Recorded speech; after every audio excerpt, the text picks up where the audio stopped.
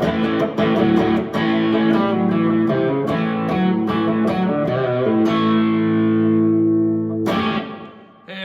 it going? I'm Jack Devine. Welcome back to another episode of Jacksnax. Today we're going to be snacking on Big Railroad Blues by the Grateful Dead. All right, folks, let's talk about the sound and the chords and what we're going to be playing over, and then we'll break into the solo section, okay? So we've got a blues up-tempo rocker in A, all right? And we're basically going to be going A,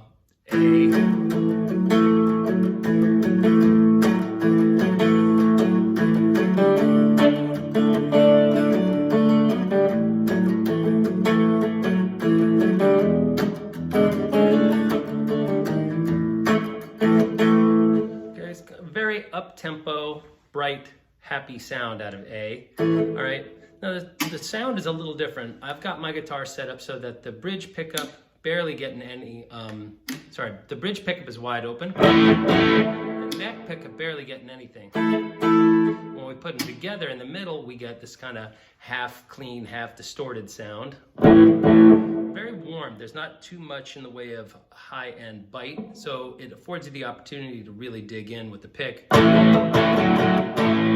you play quietly, it's going to sound a little too muddy. But that kind of works well when you're singing, okay? So this is the sound that I go for. It's 2 humbucking pickups and a Gibson scale length guitar. This is definitely aped off of the vibe from the Skull and Roses version, which to me is the stuff. All right, so we got our main little riff, which is okay, and that's gonna come after we sing. So, well, my mama told me, my papa told me to.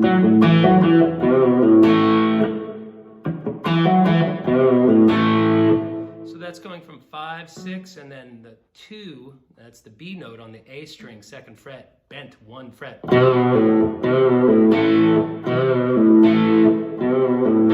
gotta have a little bit of down. Okay, give it a little twang there, okay? So, well, my mom.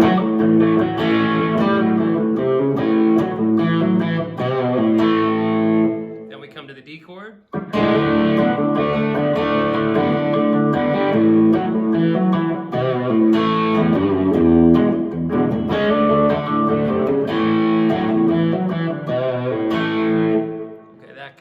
That's the chords, and that's how I'm getting the sound.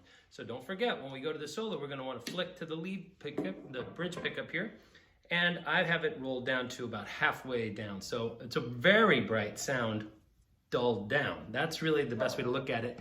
Lots of reverb, and I put my reverb actually in my Kemper, both before and after the preamp. So there's some distortion happening after the initial reverb, kind of like I was using a reverb tank into the front end of an old Fender amp turned up. And what that does is it kind of compresses the reverb signal before, all right, it gets to the power amp, and then that whole signal is put through reverb. So this is my closest approximation of what I think was taking place, in that the reverb coming out of Garcia's amp surely was not before the head, okay, but it was included within the head.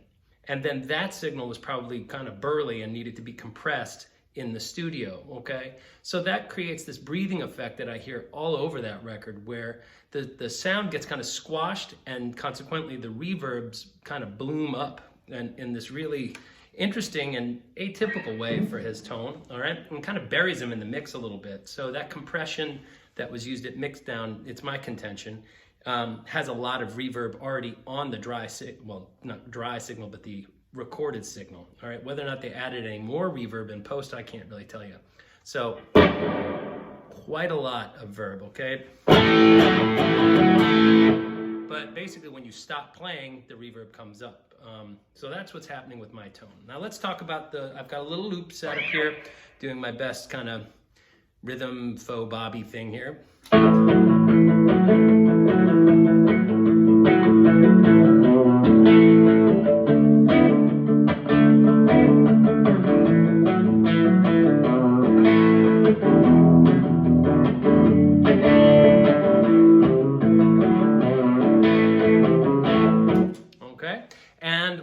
be playing the melody, okay? So we got to think about what the melody is. Will my mom, so we're starting on this E note at the 2nd fret D string. Okay, and we're not going to come hammering on. We're going to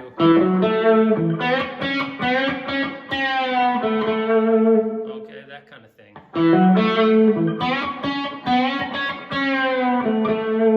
Play it nice and tender. Don't dig in crazy. Don't go, you know.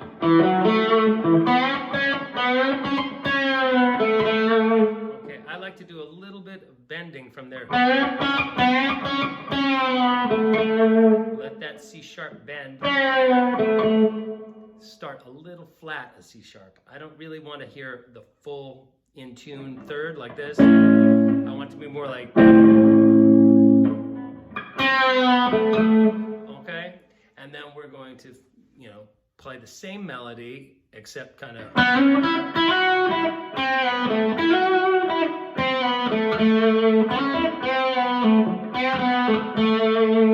that kind of thing over the D chord. So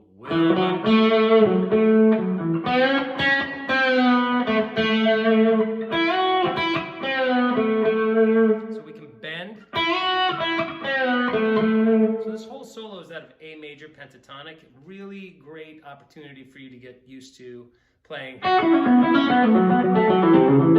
as A blues. Okay,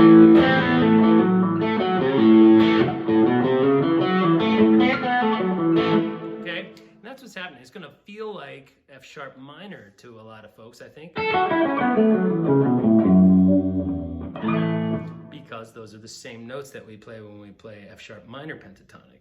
Okay, this is A major pentatonic, same notes, same fingering, but we're going to be gravitating towards the A note, the E note, and we're going to be using that F sharp as a pivot note, like that kind of thing, okay? We're going to be bending up, so that's C sharp, and then kind of flattened C sharp or C. We want to get that blue note. Okay, so 1, 2, 3.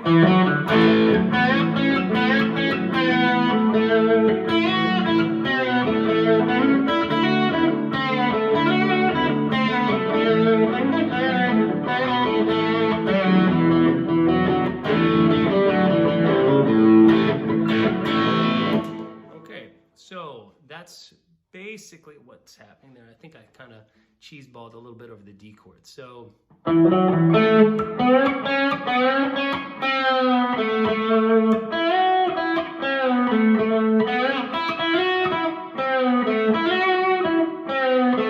you can bend each of those notes or slide.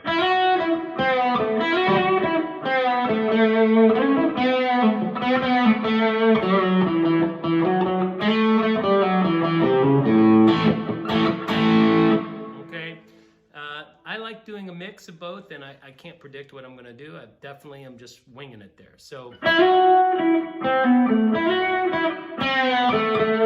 take your pick. You can okay, and have fun with it. And then when we get to the E chord, okay,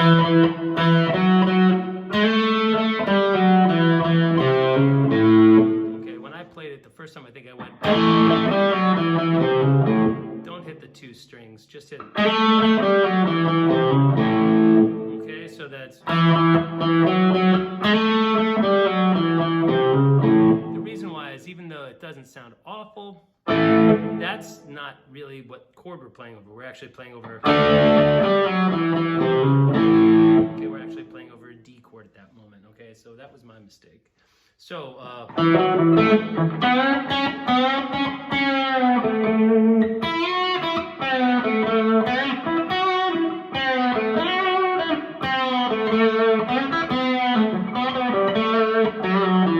okay, now that's a little micro bend, kind of up to this G. Slide up into that A over the D chord and to turn around. G, F sharp, E. Then flat 3, 3, open A.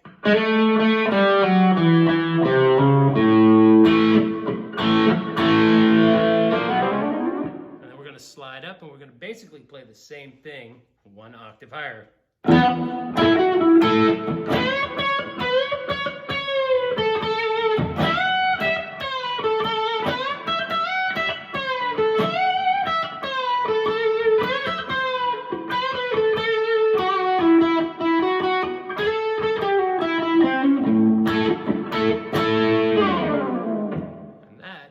First solo, okay? So that's going to be after we go.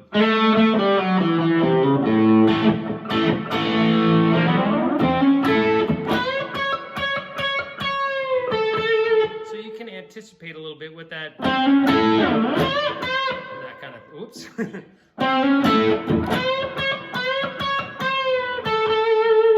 Okay, after we do that slide.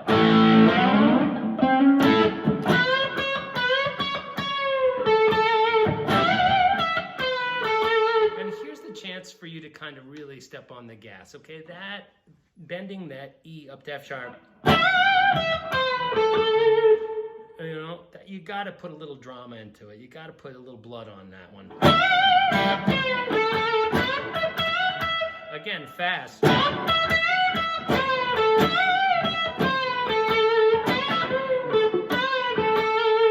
Okay, then again.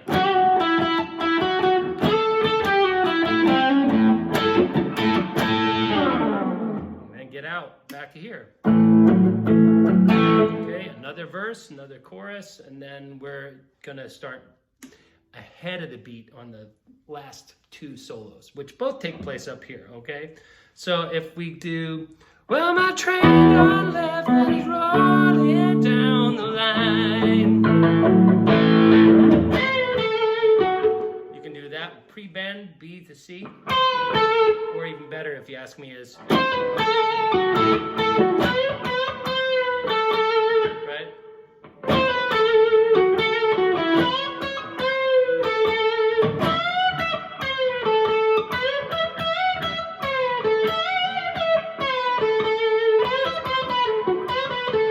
Now here's the kind of one of the choicer licks that he does.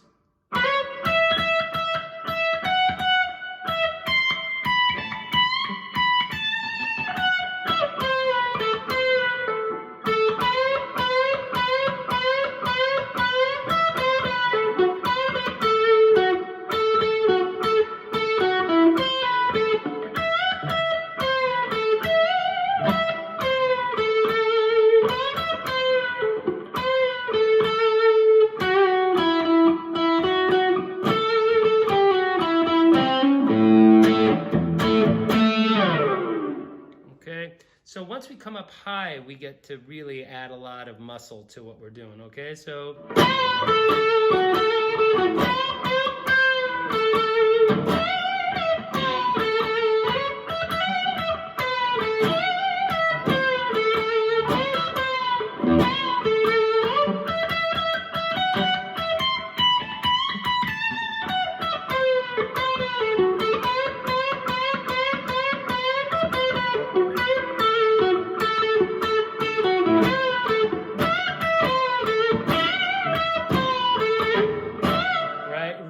digging in, you got to go for it. I kind of clammed there a bit, but you know, when we get up to this C note, okay, don't be afraid to hit that blue note kind of on point,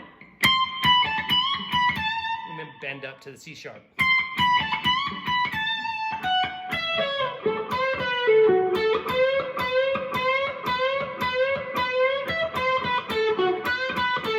So that's bending to C sharp and then getting some of that regular C note in there as well. So that's what gives it that cool bluesy sound.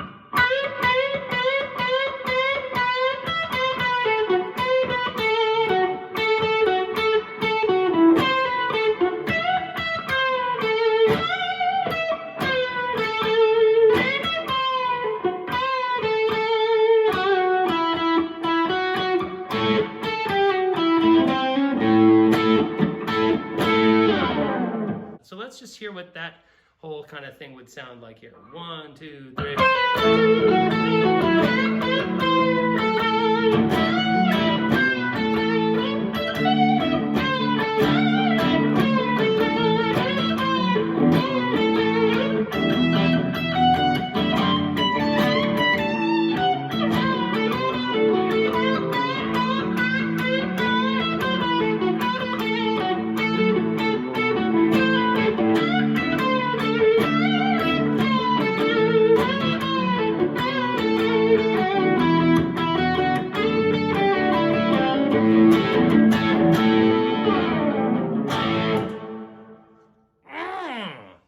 gotta say, feels really good to dig in hard on some of this Grateful Dead stuff, because you know they were peaking pretty hard. They were not holding back. This is not the restrained, doped up, Jerry. This is the energized, electrified acid brain. All right, and there's something special about these early sessions for sure. These dates, absolutely crackling with energy, okay? I think this stuff was done on that East Coast run they did. And the album basically is just him and Bobby Pigpen's barely in there, okay? And then afterwards they went in overdubs Morgan and stuff afterwards. Great, great, great song. I really, really encourage you to take a look at how to approach playing the same solo in 2 different octaves, and also I'm using the same amount of distortion. I'm just not picking as hard. By the time I get up here, I'm really laying into it, and consequently I may screw up, but back here, nice and easy. But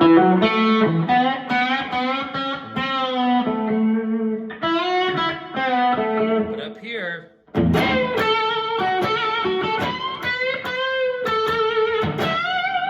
that vibrato,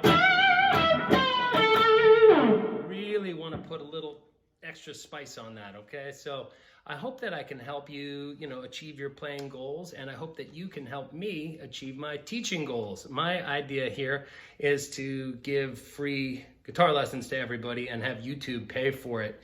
But the only way that that really works is if you watch these videos and hit subscribe.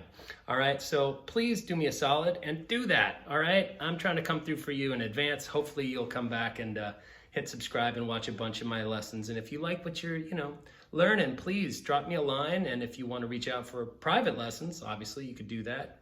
Contributions are always welcome. I'll leave my email address in the the bumper thing at the end of the lesson, jack_divine@hotmail.com. That's my PayPal account and my email if you want to contact me in any way. All right, I hope everybody's doing well, and I'll see you soon. Take care and stay in tune.